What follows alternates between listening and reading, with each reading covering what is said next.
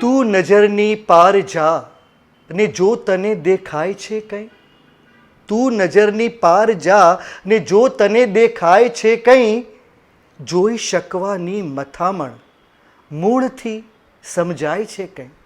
જોવું નિરખવું બેવમાં દ્રષ્ટિનો મોટો ભેદ જ્યાં, દેખાય છે એ સત્ય ક્યાં, જે સત્ય છે દેખાય ક્યાં.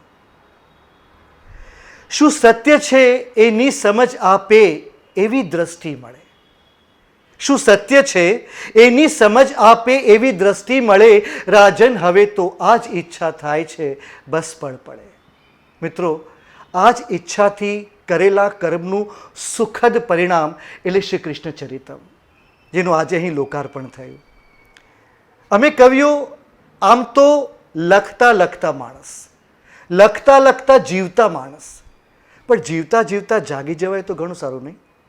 જીવીને જાગવાની વાત કે જાગીને જીવવાની વાત સમજવા માટે કૃષ્ણને સમજવા બહુ જરૂરી છે, કૃષ્ણના ચરિત્રને સમજવું બહુ જરૂરી છે.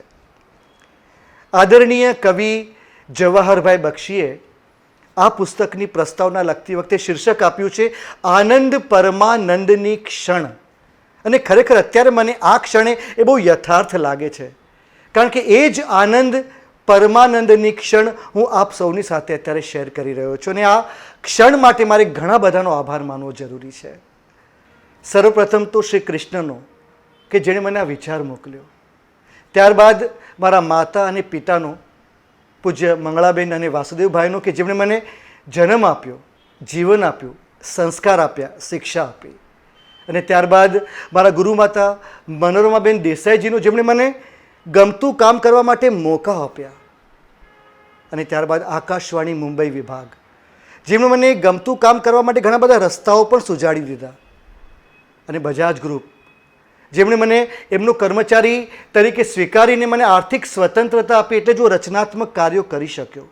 કારણ કે હું એમ સમજું છું ત્યાં સુધી, જ્યાં સુધી કોઈ પણ સર્જક આર્થિક રીતે સક્ષમ નથી ત્યાં સુધી રચનાત્મક કાર્ય કરી શકતો નથી. આશિત હૈદરાબાદી, મારા ગઝલ ગુરુને હું કેમ ભૂલું, કઈ રીતે ભૂલું? આજથી 28 મહિના પહેલાં મિત્રો, એની આસપાસ મેં આશિતભાઈ સમક્ષ આ વિચાર મૂક્યો હતો જ્યારે હું રાજકોટ ગયો તેમને મળવા માટે, કે સાહેબ મારે કંઈક ગઝલમાં નવું કરવું છે, શ્રીમદ ભાગવતના 10મ સ્કંદને ગઝલમાં રૂપાંતર કરવું છે. તો એમણે મને બહુ જ રીતે એમ સરસ રીતે સમજાવ્યું, આ વિચારને વધાવ્યો. અને ગઝલના ચુસ્ત પોતમાં આ વિષયને ન્યાય આપવો થોડોક મુશ્કેલ થવાનો હતો, એટલે મને કહ્યું કે ક્યાં કંઈ મારે છૂટ લેવી. અને આજે 28 મહિનાની મારી મહેનત રંગ લાવી છે. એનો તો આનંદ હોય ને હોય જ, પણ આશિતભાઈ અત્યારે નથી, એનો અફસોસ પણ છે. પણ મને ખબર છે, મને વિશ્વાસ છે કે જ્યાં હશે ત્યાંથી એ મને આશીષ આપતા હશે. મિત્રો, જ્યારે મને લખવાનો વિચાર આવ્યો હતો ત્યારે સૌથી પહેલાં જે મુશ્કેલીઓ નડી હતી એ આ ભાગવત 10મા સ્કંદમાં આવતી ક્રોનોલોજીની, કન્ટેન્ટની અને એના ઇન્ટરપ્રિટેશનની. કારણ કે મેં ઘણા બધા પુસ્તકો વાંચ્યા, ભાગવત રહસ્ય વાંચ્યું, ડોંગરેજી મહારાજનું ભાગવત રહસ્ય વાંચ્યું, ત્યારબાદ સસ્તા સાહિત્ય મંડળ દ્વારા પણ ઘણા બધા પુસ્તકો વાંચ્યા, રિસર્ચ કર્યું, સમજવાનો પ્રયત્ન કર્યો. ત્યારબાદ ઘણી બધી ભગવદ્ ગીતાઓ જે મારી પાસે હતી એ બધી વાંચી, બધાના અલગ અલગ રીતે અર્થઘટન સાંભળ્યા, જોયા, વિચાર્યા, સમજ્યા અને મારી રીતે પચાવ્યા. પછી મને મૂંઝવણ થતી હતી, કારણ કે ઘણી વખત ઘટનાઓના ઇન્ટરપ્રિટેશનમાં પરિવર્તન આવતો હતો. તો આ બધી અસમંજસ મને બહુ થતી હતી. તો જાણે કૃષ્ણ ભગવાનને મારી પીડા સમજાઈ ગઈ હોય એમ એમણે શ્રીલ પ્રભુપાદ સ્વામીનું 824 પાનાનું, સાહેબ 824 પાનાનું ગદ્ય મારી સમક્ષ રજૂ કર્યો, કૃષ્ણ પૂર્ણ પુરુષોત્તમ પરમેશ્વર. જાણે કે મારી અસમંજસનો કૃષ્ણ ભગવાનને ઉકેલ મોકલ્યો હોય. શ્રીલ પ્રભુપાદ સ્વામીનું પુસ્તક કૃષ્ણ પૂર્ણ પુરુષોત્તમ પરમેશ્વરના આધારે 824 પાનામાં રજૂઆત પામેલા એ ગદ્ય ગ્રંથને મેં 210 પાનામાં ગઝલ કાવ્ય પ્રકારમાં પદ્યાનુવાદ કર્યો. શરૂઆત મુશ્કેલ હતી, પણ હું મારી જાતે સતત કહેતો જતો હતો કે I will do it, I can do it, and I head done it period. મને ખુશી છે કે આજે આ પ્રયોગ મેં પૂરો કર્યો અને કૃષ્ણ ચરિતમ પુસ્તક રૂપે એ આપણી સન્મુખ ઉપસ્થિત છે. એનો ખરેખર મને આનંદ છે. એટલે કૃષ્ણ કૃપામૂર્તિ શ્રીલ પ્રભુપાદ સ્વામીનો ખૂબ ખૂબ આભાર માનું છું અને શ્વેતદીપ દાસજીનો પણ ખાસ આભાર માનું છું કે એમને આ પુસ્તક પ્રકાશન કરવાના આર્થિક ભારને પોતાના ખભે ઉંચકી લીધો. અને જ્યારે એમને આ ઉદાત્ત ભાવના દાખવી ત્યારે મને પણ વિચાર આવ્યો કે જે સમાજે આપણને ઘણું બધું આપ્યું છે એને કશુંક આપણે પાછું વાળવું પણ જોઈએ. તો મેં એક વિચાર મૂક્યો એમની સન્મુખ કે આ પુસ્તકના વેચાણથી જે પણ રાશિ પ્રાપ્ત થાય એ તમામ રાશિ આપની સંસ્થા દ્વારા ચલાવવામાં આવતી ગૌશાળા માટે વપરાય એવી ભાવના મેં એમની સમક્ષ રજૂ કરી, જેમનો સ્વીકાર એમણે પણ કર્યો. અને આ બધું આપની પાછળ આપને કહેવાનું એક જ એમાં આશય છે, હેતુ છે કે આ એક મારો સેવા યજ્ઞ છે. એમાં આપ પણ પુસ્તક ખરીદીને થોડીક આહુતિ આપશો તો મને ખૂબ ખૂબ ગમશે. તો પ્લીઝ આ પુસ્તક ખરીદજો. આમાંથી એક કવિ તરીકે મને રોયલ્ટી મળવાની નથી, પરંતુ આપણા દ્વારા ગૌશાળાને દાન જરૂર થઈ શકે એમ છે. શ્રેષ્ઠ સર્જનને શ્રેષ્ઠ સર્જક જ્યારે પ્રમાણિત કરે ને ત્યારે સર્જન સમાજ માટે સ્વીકાર્ય બની જતું હોય છે. અને હું ખરેખર ખૂબ જ ભાગ્યશાળી છું કે જવાહરભાઈ બક્ષી જેવા કવિ, ગઝલકાર, નરસિંહ મહેતાના વંશજ, આધ્યાત્મિક ગુરુ અને લોક ચાહના મેળવનાર એક બહુ જ સિદ્ધહસ્ત કવિએ મારા પુસ્તકની પ્રસ્તાવના લખીને મને ખૂબ ખૂબ આભારી બનાવ્યો છે. સદૈવ એનો ઋણી બની ગયો છું. એના માટે જવાહરભાઈ બક્ષીનો પણ ખૂબ ખૂબ આભાર માનું છું. હેમંતભાઈ ઠક્કરે મને કહ્યું હતું કે રાજેશભાઈ, તમને જવાહરભાઈ બક્ષીનું સર્ટિફિકેટ મળ્યું છે એ જ બહુ મોટી ઘટના છે. તો અત્યારે હેમંતભાઈ હું આપને એમ કહું છું કે આ પુસ્તક પ્રકાશન કરીને એ ઘટના માટે આપ કારણભૂત બન્યા છો. તો એમ ઠક્કરની કંપની અને હેમંતભાઈ ઠક્કરનો આભારી છું. આ પ્રકાશન કરીને પુસ્તકના પ્રકાશને પ્રસારિત કરવામાં કૃષ્ણદત્ત શાસ્ત્રીજીએ પણ જે મને ખરેખર ખૂબ મદદ કરી છે. અહીં ઉપસ્થિત રહીને એમણે જે રીતે ભાગવતના 10મ સ્કંધના અનુસંધાનમાં મારી પુસ્તક વિશે જે પણ વાત કરી, બહુ સરસ મજાના આશીર્વચનો આપ્યા બદલ એમને પણ હું આભારી છું. સમાજ સેવાની મશાલને પોતાના પુરુષાર્થથી પ્રજ્વલિત કરનાર જગદીશભાઈ ઓઝાનો પણ આભારી છું. એક સફળ, સક્ષમ અને સિદ્ધહસ્ત કવિ મુકેશભાઈ જોશીનો આભારી છું કે અહીં ઉપસ્થિત રહ્યા અને ખૂબ સરસ મજાની એમને સ્પીચ આપી.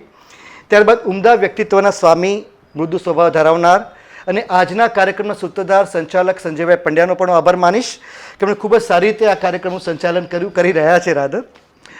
અને મારા માતા મંગળાબેન અને મારા ગુરુ માતા મનોરમાબેન અત્યારે હયાત નથી, પણ એમની હયાતી આજે હું જેનામાં અનુભવું છે, ઇન્દુબેન સંપત અત્યારે હયાત છે, તો એમનો પણ ખૂબ ખૂબ આભાર માનું છું. આજના લોકાર્પણ સમારોહમાં હવે પછી આ બહુ સરસ મજાની પ્રસ્તુતિ જોવાના છો.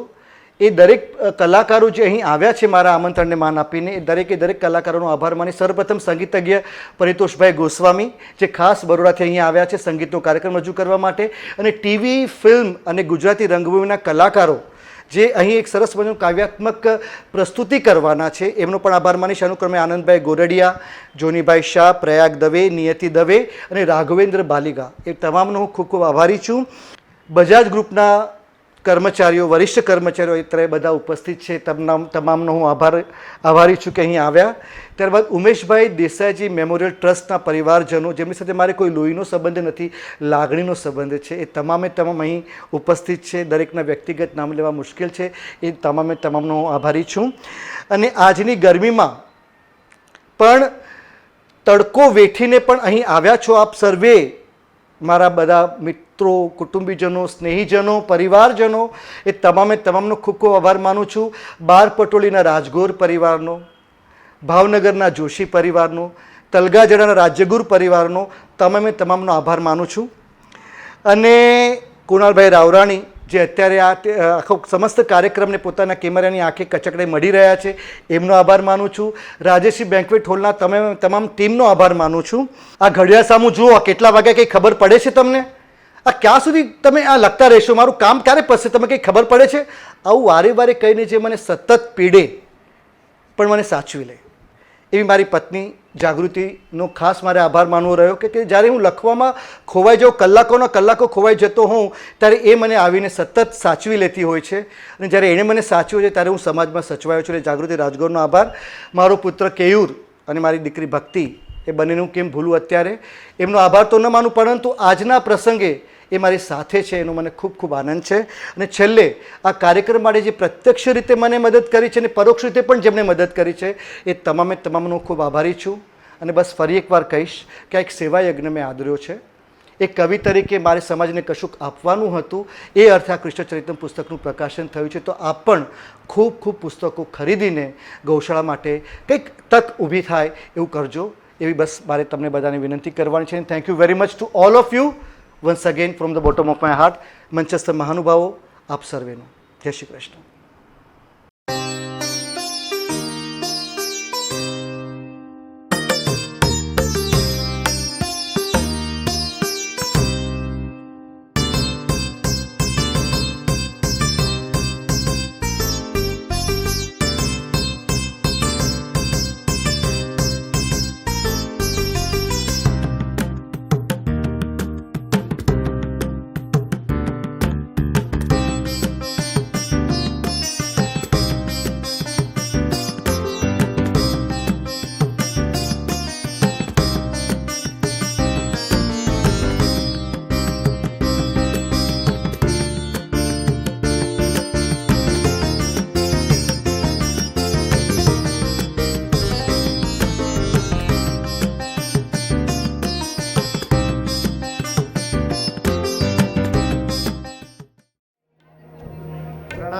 વંદન આપ સર્વને. આમ તો કોઈ પણ પુસ્તકનું વિમોચન હોય તો 1.5 કલાક ચાલે, તો આટલો રસિક કાર્યક્રમ ભાગ્યે જ થતો જોયો છે. કરુણાશંકરભાઈ, એટલે એના માટે તાળીઓ ખાસ તમારા માટે પણ થવી જોઈએ, કારણ કે સારો શ્રોતા વર્ગ હોય ને ત્યારે અહીંયા કાર્યક્રમ સારો થાય. એક સજ્જ શ્રોતા વર્ગ જેને સૂક્ષ્મ વસ્તુની સમજ પડે છે એવો શ્રોતા વર્ગ આજે અમારી સાથે છે. અને જે પેલી નાનો ઘોંઘાટ છે ને, મને એક બહુ સરસ વાત યાદ આવી કે નાયગ્રા ફોલ જે યુએસએનો છે ત્યાં આપણી બધી ગુજરાતી બહેનો ત્યાં જોવા માટે ગઈ હતી. અને પછી થોડા સમય પછી ત્યાં પેલા ગાઈડે કહેવું પડ્યું કે બહેનો તમે હવે શાંત રહો તો આ નાયગ્રા ફોલનો અવાજ મને આવી શકે. એટલે હવે આપણે આ તરફ એવી શાંતિ રાખવાની છે કે જેથી અહીંથી જે પણ રજૂ થાય એ તમારા સુધી પહોંચે. કારણ કે ફક્ત તમારા સુધી પહોંચવું જ જરૂરી નથી, પરંતુ તમારા હૃદય સુધી પહોંચે. આમ પણ કવિ અને લેખક છે ને, જ્યારે લખતો હોય છે ત્યારે એક પગથિયું ઉપર રહીને લખતો હોય છે. અને ભાવક જ્યારે એ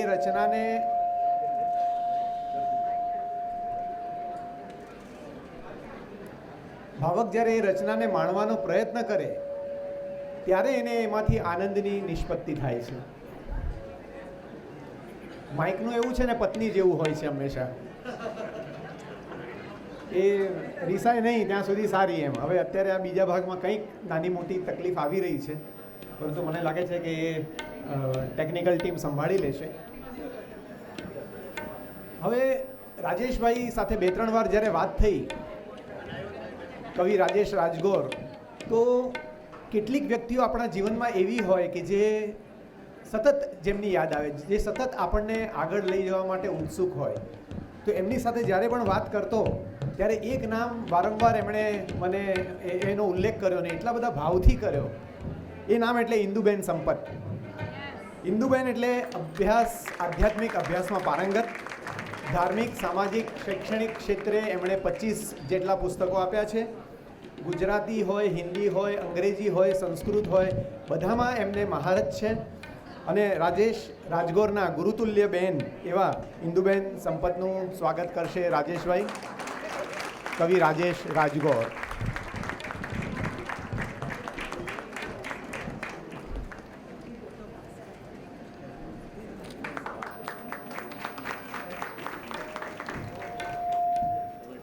ત્યારબાદ શ્રીમતી શ્વેતદીપ દાસજી, એ આપણી સાથે છે. આજે નથી આવ્યા. શું નામ સાહેબ? નટવર પ્રભુજી નટવરદાસજી આપણી સાથે છે. એમનું પણ આપણે સ્વાગત કરીએ.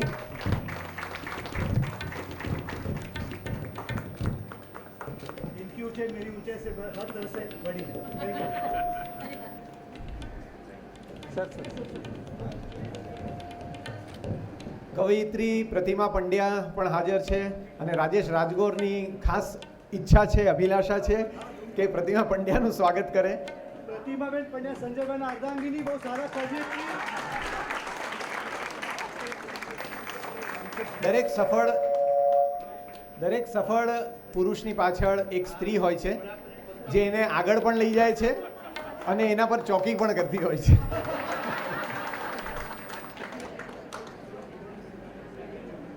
જેમ રમેશ પારેખે સોનલ વિશે ઘણું બધું લખ્યું છે, રમેશ પારેખના કાવ્યોમાંથી પસાર થાવ તો સોનલ વિશે ઘણું બધું લખ્યું છે. તો રમેશ પારેખને જો સોનલ હોય તો મુકેશ જોશીને કેમ ન હોય? તો મુકેશ જોશીના અર્ધાંગિની સોનલ જોશી, એમનું પણ સન્માન કરીએ.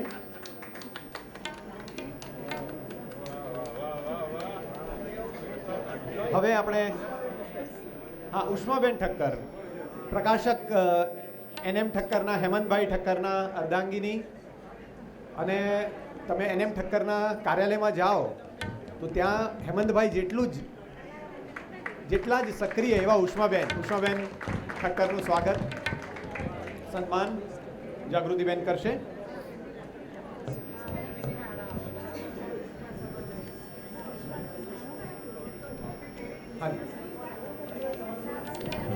અને last but not the least, હવે જે કાર્યક્રમ તમારી સમક્ષ રજૂ કરવાના છે એવા પરિતોષ ગોસ્વામીજી વલ્લભાચાર્યજીના વંશજ છે, સંગીતજ્ઞ છે, સ્વરકાર છે, ગાયક છે, ફિલ્મ નિર્માણ ક્ષેત્રે કાર્યરત છે અને વડોદરાની સંસ્કાર નગરીમાં રહે છે એવા પરિતોષ ગોસ્વામીજી, એમનું પણ આપણે સ્વાગત કરીએ. અને હવે જે મારા ખ્યાલથી સન્માન વિધિ આપણે પૂર્ણ કર્યો છે અને આપણે સંગીતમય રજૂઆત તરફ આગળ વધીએ. પરિતોષ ગોસ્વામીજીની સાથે રહેશે કવિ રાજેશ રાજગોર. એટલે આમાં શું કર્યું છે કે એમણે 108 પંક્તિમાં ભગવદ્ ગીતા આખી રજૂ કરી છે, એમણે લખી છે અને એની રજૂઆત એ ષષ્ઠપદી, દરેક એક અધ્યાય, 18 અધ્યાય છે, દરેક અધ્યાય માટે એમણે 6 પંક્તિઓ લખી છે, એટલે કુલ 108 પંક્તિ થઈ. તો એમાંથી જે 1, 3, 5, 7 નંબરના જે અધ્યાય છે એને આપણે પરિતોષભાઈ રજૂ કરશે અને બાકીના જે અધ્યાય છે એને રાજેશ રાજગોર પઠન તરીકે રજૂ કરશે. તો સ્વાગત છે આ સંગીતમય રજૂઆતની અને આપણે સરસ રીતે માણીએ.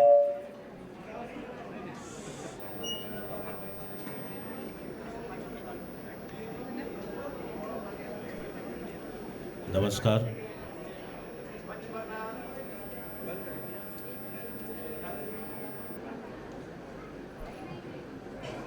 મંચ પરના જે પણ કલાકારો છે એમને આપણે તાળીઓથી વધાવીએ અને પછી આ સંગીતની રજૂઆત તરફ આગળ વધીએ. Thank you.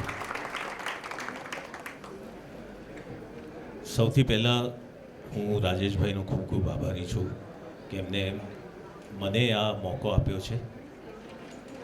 હું સંગીતજ્ઞ નથી, હું સંગીતનો શિષ્ય છું, હું કલાનો ઉપાસક છું અને હું કૃષ્ણનો ભક્ત છું. એના સિવાય જે બી ગુણો મારા વર્ણવ્યા હશે કે જે છે એ કશું જ નથી. આ 3 વસ્તુ છે અને બીજું કશું જ નથી.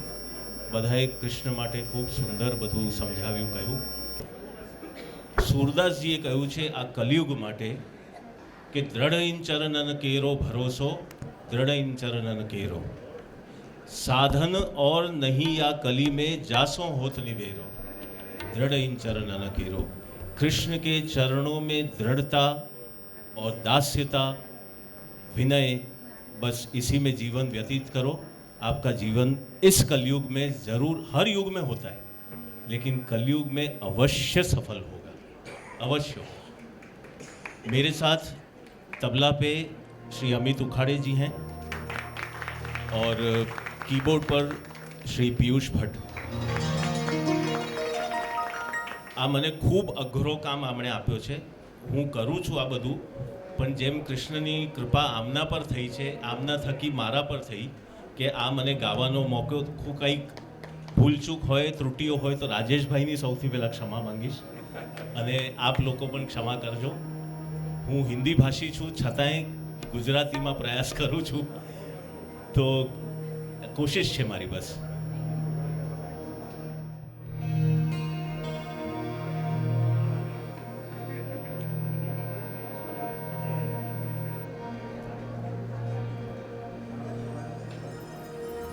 પત્ની રિસાય ને એનો જિમ્મેદાર પતિ હોય છે, પણ એ કયા કારણથી રિસાઈ એનો જિમ્મેદાર પતિ નથી હોતો. બરોબર.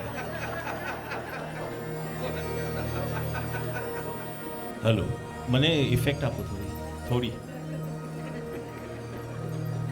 Hello hello.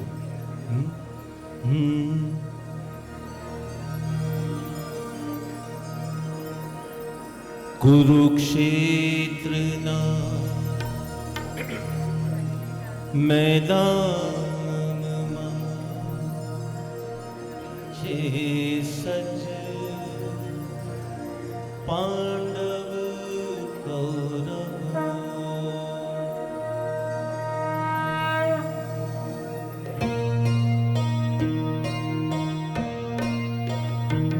કુરુક્ષેત્રના મેદાનમાં છે સજ પાંડવ કૌરવો. જ્યાં વટ વચનને વેર માટે યુદ્ધ કરતા ભાઈઓ.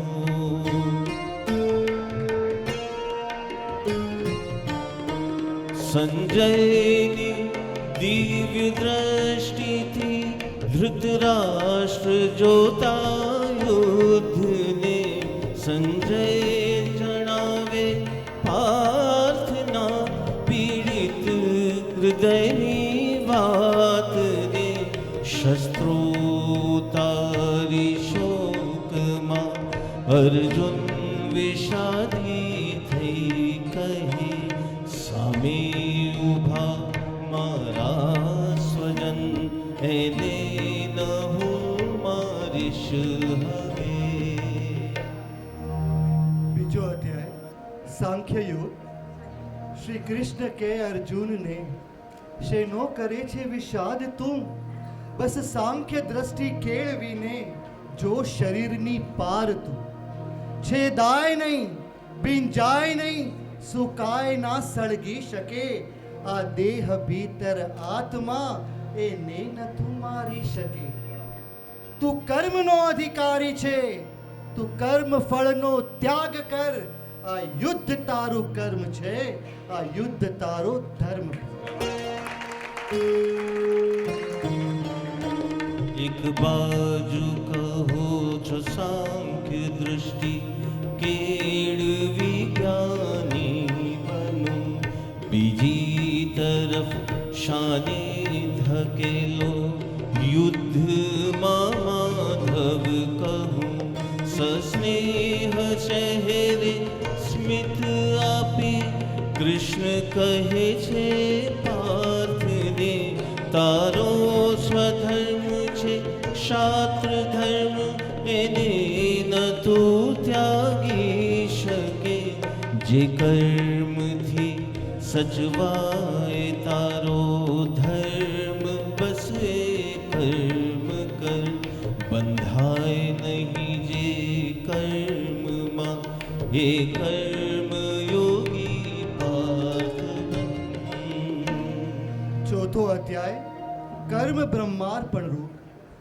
જ્યારે જગતમાં ધર્મની ગ્લાનિ થશે હું જન્મ લઈશ. જગમાં જીવોને જીવવા વ્યાધિ હશે હું જન્મ લઈશ.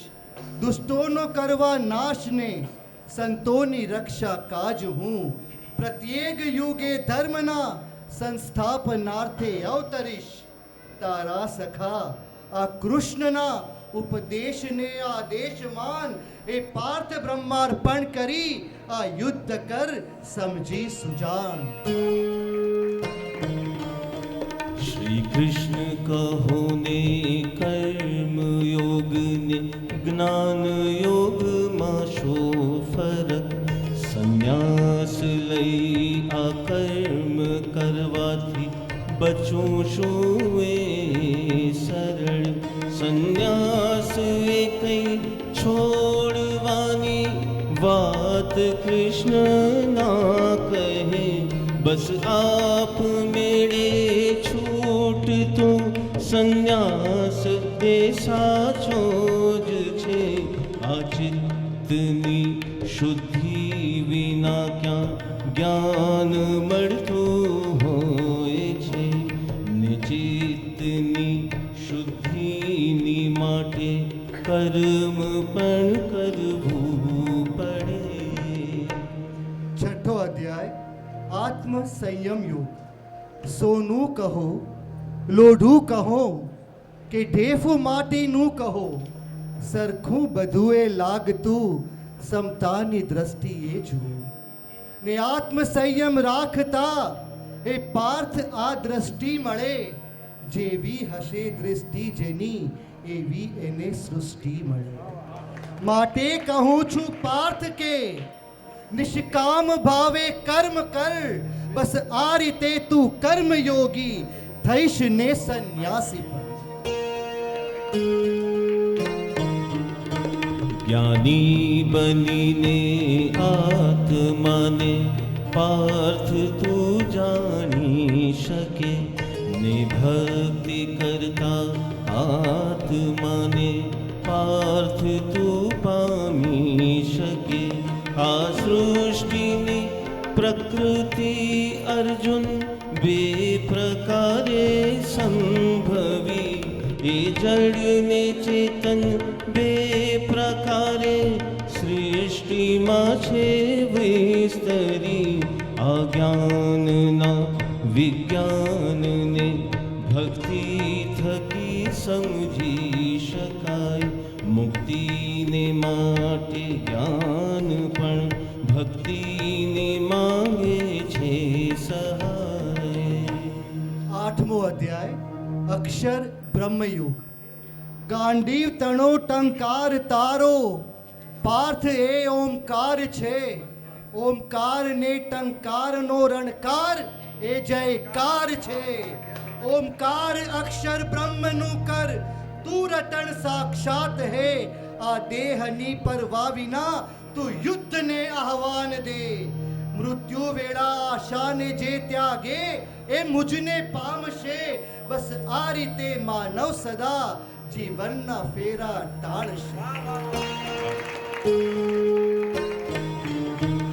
આ વૃક્ષ ધરતીથી ભલે, પણ વૃક્ષ એ ધરતી નથી. આકાશમાં વાયુ વહે, પણ આભ એ માલિક નથી. આ પ્રકૃતિ કરતી પ્રસવ, નિત્ય નવી ઘટનાઓનો. આ પ્રકૃતિની ઉત્પત્તિ સ્થિતિનો લય મુજથી રહ્યો. તુજે કરે મુજને કરી અર્પણ પછી નિશ્ચિંત થા.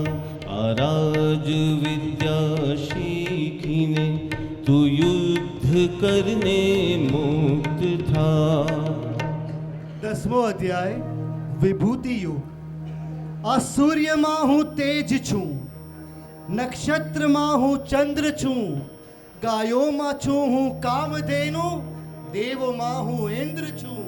હું રામ રાવણ ને હિરણ્ય કશિપુ પ્રહલાદ પણ. હું પાપ પુણ્ય સાચું ખોટું શંકા ને વિશ્વાસ પણ. શ્રી કૃષ્ણના વૈભવની વાતો સાંભળે જ્યાં પાર્થ છે, એ સ્પષ્ટ સમજ્યો આ જગત તો કૃષ્ણનો વિસ્તાર છે. શ્રી કૃષ્ણએ આપેલ દિવ્ય દ્રષ્ટિથી અર્જુન જુએ. સૌમ્ય ચતુર્ભુજ કૃષ્ણના અર્જુન વિરાટ દર્શન કરે. આશ્ચર્યમાં ગરકાવ થઈ અર્જુન જુએ છે કૃષ્ણને. આખું સકળ બ્રહ્માંડ ચાલે, કૃષ્ણથી કૃષ્ણ વડે.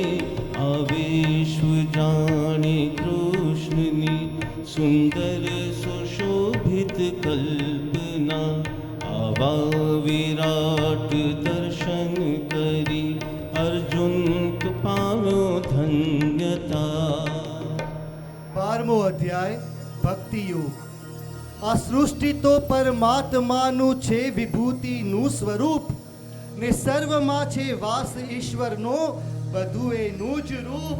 श्री कृष्ण के मानव सदा अर्पण मने कर मोह करे मन बुद्धि मारा मा परोवी मारो थईने ए रहे आश्रय सदा मारो लई जे कर्म फल ने त्याग छे ए भक्तनी भक्ति ज एने आ जगत मा तार અર્જુન પૂછે છે કૃષ્ણને આ ક્ષેત્રનું ક્ષેત્રજ્ઞ શું ને જ્ઞાન કે આગેયમાં છે શો તફાવત ભેદ શું 24 તત્વોનો બનેલો દેહ જે ક્ષેત્ર છે આ તત્વોને જે જાણનારો આત્મા ક્ષેત્રજ્ઞ છે જેના વડે જાણી શકાય એ તત્વને જ્ઞાન છે જે જાણવાનું હોય છે એ જ્ઞેય છે કૃષ્ણ કહે 14મો અધ્યાય ગુણત્રય વિભાગ યોગ જીવાત્મા પરમાત્માનું છે પ્રતિબિંબ પાર્થ હે આ જીવ પ્રકૃતિ ગુણોથી માયામય ચેષ્ટા કરે અગ્નિમાં નાખો કાષ્ટ તો એ કાષ્ટ પણ અગ્નિ બને મારામય ઈશ્વરમય બનેલો ભક્ત પણ મારો થશે આ સત્વરજ ને તમ ત્રણે ગુણો થકી જીવ જન્મ લે જે જીવ ગુણાતીત થઈને રે એ જીવ પણ શિવ થઈ શકે આ સૃષ્ટિના ત્રણ તત્વો પ્રકૃતિ પુરુષ ને પુરુષોત્તમ જેમાં સમાય દ્રશ્ય દ્રષ્ટા ને દર્શ હે સર્વોત્તમ જે જ્ઞાન રૂપ ધારણ કરે એ જીવ પરમાત્મા બને અજ્ઞાનતામાં માલ તો એ જીવ જીવાત્મા રહે આખર જીવાત્મા તો રહ્યો છે અંશ પરમાત્મા તણો શ્રી કૃષ્ણ કહે અર્જુનને આયોગ પુરુષોત્તમ ગણો 16મો અધ્યાય દૈવાસુર સંપદ વિભાગ યોગ એક યુદ્ધ તારું 12 અર્જુન યુદ્ધ બીજું છે ભીતર પહેલા ભીતરનું યુદ્ધ જીતી જા પછી સઘળું સરળ દૈવી ગુણોનો હાથ પકડી રાખ બુદ્ધિ માં વિવેક આસુરી વૃત્તિ પર વિજય તું મેળવે એ રાખ ટેક દૈવી ગુણોથી સંપત્તિ દૈવી સમી મળતી રહે આસુરી વૃત્તિ માં સબળતો જીવ નરકો માં ભમે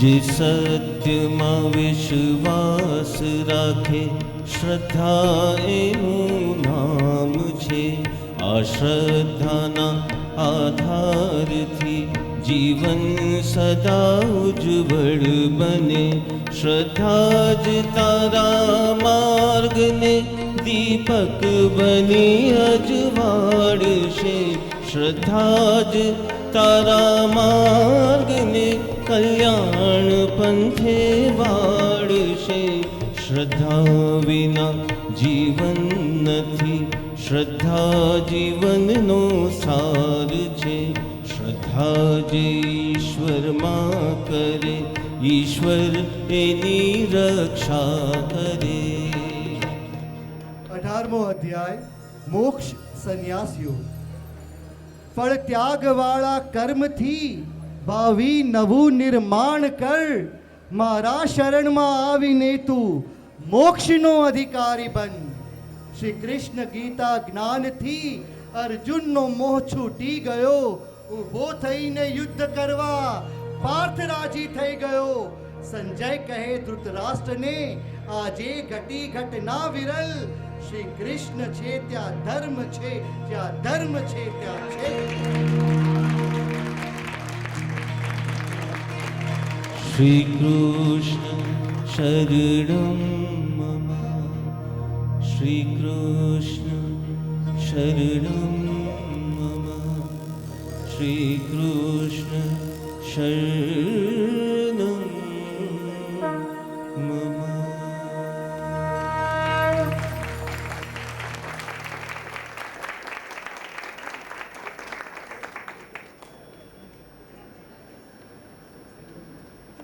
રાજેશભાઈએ મને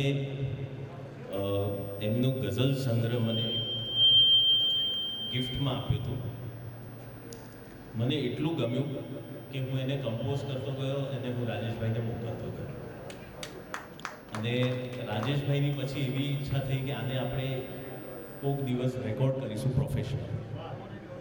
તો એમાંની બે જે ગઝલ હતી તો એના સ્થાયી અંતરા હું ખાલી આપને અહીંયા સંભળાવું છું. એ રાજેશભાઈની જ ઈચ્છા હતી તો હું એ આપને સંભળાવી છું.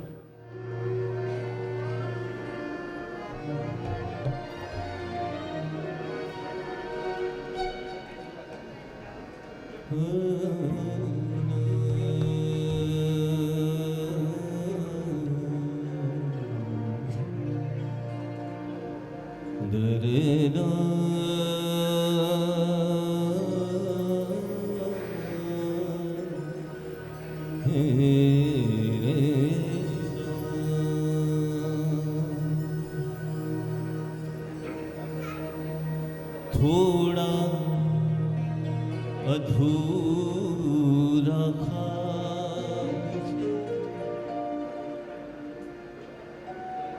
થોડી અધૂરી રાત છે, થોડા અધૂરા ખાબ છે, થોડી અધૂરી રાત છે, થોડા મધુર છે સ્મરણ, થોડા મધુર છે સ્મરણ, મારા જીવનની વાત છે, થોડા અધૂરા ખાબ છે, થોડી અધૂરી રાત છે.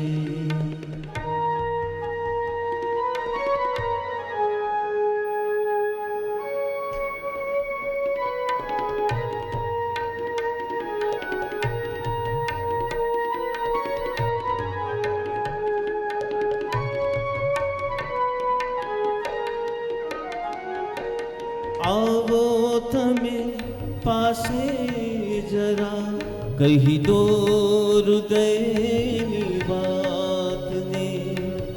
આવો જરા પાસે જરા, કહી દો હૃદયની વાતને. સંગાથની ક્ષણ માણીએ વીતી રહી આ સંગાથની ક્ષણ માણીએ વીતી રહી આ રાત છે. થોડા મધુર છે સ્મરણ, થોડા મધુર છે સ્મરણ, મારા જીવનની વાત છે, થોડા અધૂરા ખાબ છે, થોડી અધૂરી રાત છે.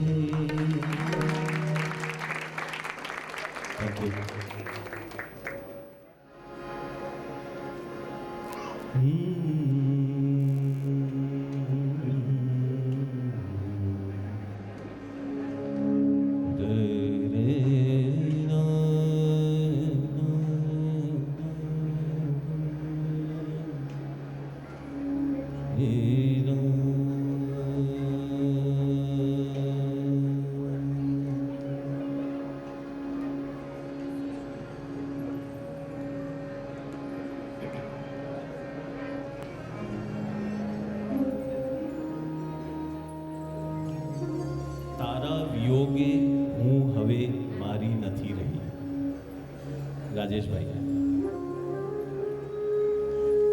આ ગઝલ છે પણ આનો સંદર્ભ હું કૃષ્ણ સાથે જ જોડી દઉં છું કે તારા વિયોગે અમે રહ્યા જ નથી. તો એ ભાવથી જ હું ગાઈ રહ્યો છું.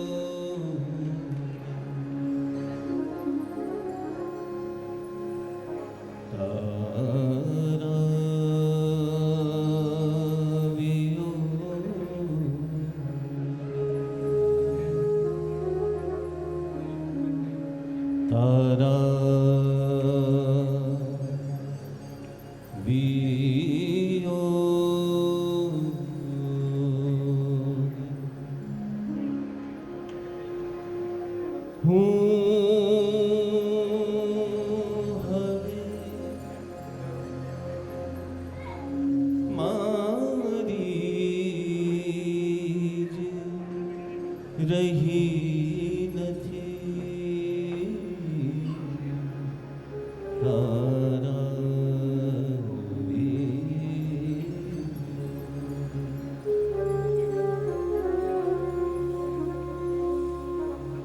એક તું મળતો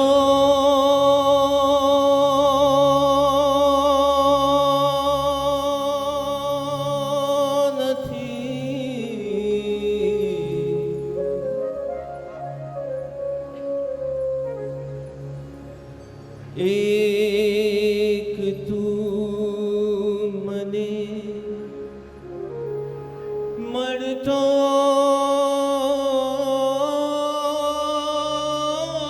નથી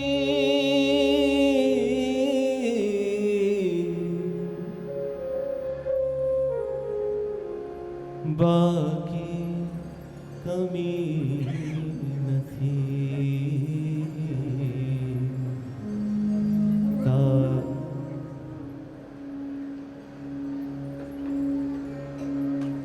બસ. Thank you. આપ સૌનો ખૂબ ખૂબ ધન્યવાદ કે આટલા પ્રેમથી અમને સાંભળ્યા. બસ આપના બધાના આશીર્વાદની અપેક્ષા છે. Thank you so much. આદરણીય પરિતોષ ગોસ્વામીજી, તાળીઓથી વધાવી લઈએ આપણે.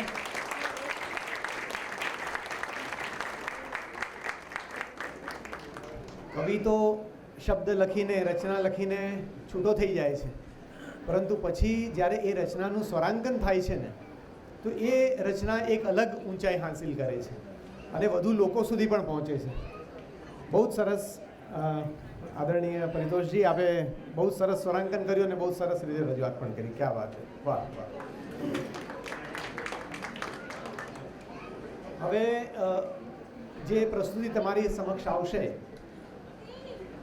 જે કવિ રાજેશ રાજગોરે જે લખ્યા છે, જે સર્જન કર્યું છે, એમાંની કેટલીક પંક્તિઓ અને એના કેટલાક પાત્રો તમારી સમક્ષ, એક તો એમના કુટુંબના સભ્યો અને કેટલાક નાટ્ય કલાકાર રજૂ કરશે. 2 મિનિટ આ અહીંથી થોડું આખા ગાદલાઓને બધું હટે ત્યાં સુધી એક સરસ વાત મને યાદ આવે છે, તમારી સાથે વહેંચવી છે કે રવિશંકર મહારાજ એ અવારનવાર નાના નાના ગામોમાં જતા. તમે તમારામાંથી મોટા ભાગના રવિશંકર મહારાજનું નામ સાંભળ્યું હશે. તો રવિશંકર મહારાજ એક નાના ગામમાં ગયા અને જે યજમાન હતો એણે કીધું કે મહારાજ, મારા ઘરે તમે આવો અને ભોજન ગ્રહણ કરો, એવી મારી ઈચ્છા છે. તો મહારાજ એના ઘરે જાય છે, ભોજન લે છે એ વ્યક્તિ સાથે, પરંતુ એ વ્યક્તિની પત્ની ઘરની અંદરથી બહાર નથી આવતી. વાતો કરે છે, ભોજન પૂર્ણ થાય છે, પરંતુ એ યુવતી અંદરથી બહાર નથી આવતી. એટલે ભોજન પૂર્ણ થયા પછી રવિશંકર મહારાજની ઉત્સુકતા એ વિચારે છે કે મારે આ વાતને પૂછવું જોઈએ કે શા માટે બહાર નથી આવ્યા બેન. તો એણે એના પતિને પૂછ્યું કે તમારા પત્ની કેમ બહાર નથી આવ્યા? ત્યારે એ વ્યક્તિએ જવાબ આપ્યો કે મારી પત્નીને પોલિયો થયો છે અને એણે ઘસડાતા બહાર આવવું પડે એવી પરિસ્થિતિ છે, એટલે એ બહાર નથી આવી સંકોચવશ. તો મહારાજે કીધું કે પોલિયો ક્યારથી થયો? એ કે લગ્નની અગાઉથી જ છે એને. તો મહારાજે એને પૂછ્યું કે લગ્ન અગાઉથી છે તો એને પસંદ શા માટે કરી? તો એણે બહુ જ સાદો અને હૃદયમાં ઉતરી જાય એવો જવાબ આપ્યો, તો એને બીજું કોણ પરણે? તો ઘણી વખત જે આપણે કહીએ ને કે અધ્યાત્મ એ તમને ઇન્દુબેન આવા નાના નાના પ્રસંગોમાં પણ દેખાઈ આવે. બીજી એક નાની વાત મને યાદ આવે છે, અહીંયા કલાકારો આવે એ અગાઉ 2 મિનિટ છે મારી પાસે, કે આપણે જ્યારે પણ, તમને પણ અનુભવ થયો હશે કે આપણે જ્યારે પણ હિમાલયમાં જઈએ છીએ, પર્વતો પાસે જઈએ છીએ, નદીઓ પાસે જઈએ છીએ, ત્યારે એ પ્રકૃતિના સ્વરૂપમાં પણ આપણને પરમાત્માના દર્શન થાય છે. તો અમે એકવાર ઓસલા અને સીમા નામના ગામ પાસે હતા, 6500 ફૂટની ઊંચાઈ પર એક ગામ, કે ત્યાંથી અમારે હરકીદુન જવાનું હતું, 11500 ફૂટની ઊંચાઈ પર, જે બહુ અદ્ભુત ત્યાં જગ્યાઓ છે. દાદા, આ સાઉન્ડ ધીરે ધીરે એકો તરફ જઈ રહ્યો છે મારો. તો એ સીમાને ઓસલા ગામની પાસેથી જ્યારે હરકીદુન જવાનું હતું, અમારા હાથમાં 1 દિવસ હતો અને અમે ઓસલા ગામે ગયા. આગળ ત્યાં એક સારું નાનું મંદિર છે અને લોકોએ અમને કીધું કે આ છે ને એ દુર્યોધનનું મંદિર છે. આખા ભારતમાં ક્યાંય દુર્યોધનનું મંદિર નથી, ફક્ત એક ઠેકાણે તમને દુર્યોધનનું મંદિર જોવા મળે છે. અને અમે ત્યાં ગયા, હું અને મારી સાથે કવિ મિત્ર દિનેશ પોપટ હતા. બાળકો અમને વીંટળાઈ વળ્યા, 10-12 બહેનો હતી એ વીંટળાઈ વળી, 4-5 પુરુષો હતા, એટલે માંડ 15-17 વ્યક્તિ દેખાણા તમને. અને એ લોકોએ કહ્યું કે અમને ઈજા થઈ છે, 2-3 જણને ઈજા થઈ હતી, કે તમારી પાસે દવા હોય તો આપો. તો એ દવા તો અમારી પાસે હતી નહીં, પણ અમે કીધું કે અમારી સાથે એક ડૉક્ટર છે, તમે અમારી સાથે નીચે આવો. તો 20 મિનિટ ઉતરાણ કરવાનું હતું પહાડ પરથી. તો 2 છોકરાઓ પતંગિયાની જેમ અમારી સાથે નીચે સુધી આવ્યા. અને નીચે આવ્યા પછી રસ્તામાં પેલાએ છે ને એક અખરોટના ઝાડ પરથી 5-6 અખરોટ તોડીને ખિસ્સામાં મૂકી, ગજવામાં મૂકી. એટલે મેં એને પૂછ્યું કે આ શું છે? મને કહે કે આ લીલી અખરોટ છે. પછી ખોલીને એણે, કરુણાશંકરભાઈ, એણે 1-2 અખરોટ ખવડાવી અને બાકીની ફરી ગજવામાં મૂકી. મેં કીધું આ શાના માટે? ये किसके लिए तुमने गजवे में रखी? मैंने कि नीचे डॉक्टर साहब है ना, उनको देने के लिए मेरे पास पैसे तो है नहीं. तो જ્યારે એ દવા આપશે ત્યારે હું એમને અખરોટ ધરીશ. કેટલી બડી કિંમત હો જાતી હે, કેટલી મોટી કિંમત. એ અખરોટની કિંમત એ અદ્ભુત વસ્તુ બને છે. અને આ બધી વસ્તુ, આ આધ્યાત્મના અલગ અલગ ઉદાહરણો તમને સામાન્ય વ્યક્તિઓ પાસેથી પણ મળતા હોય છે.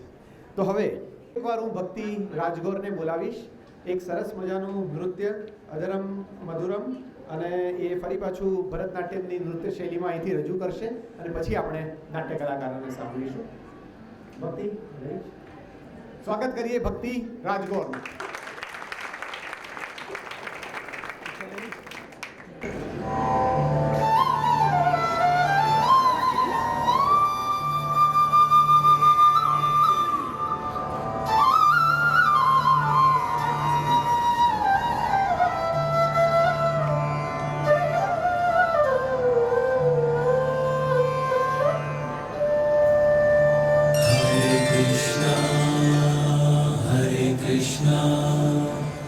Krishna Krishna Hare Hare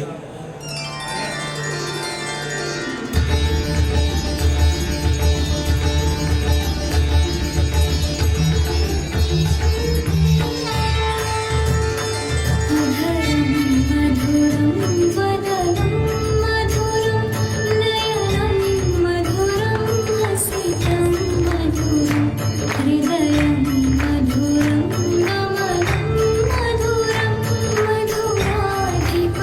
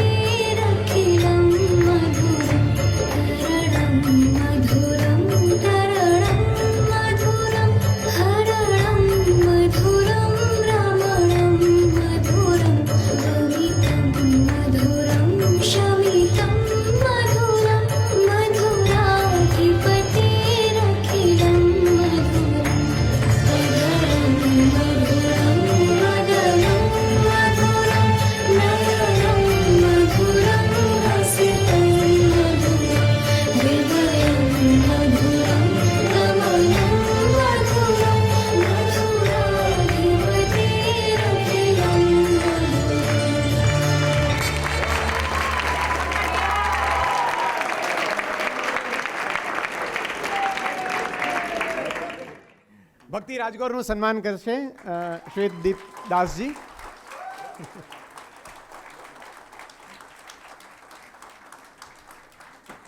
આટલું સરસ વાતાવરણ ઊભું કર્યું ભક્તિ, ક્યાં વાત હે, વાહ વાહ વાહ વાહ. એક કલાકારની દીકરીમાં પણ કલા આવે, કોઈ પણ સ્વરૂપે કલા છે ને એ તમને જીવન જીવવાનું બળ પૂરું પાડે છે. એ પછી કલા કોઈ પણ હોય, તમે સારું લખતા હો, સારું ચિત્રકામ કરતા હો, સારું નૃત્ય કરતા હો, અને એક સરસ મજાના કવિ, સરસ મજાના પ્રવક્તા, એની દીકરીમાં પણ આ કલા આવે, એ બહુ જ આનંદની વાત છે.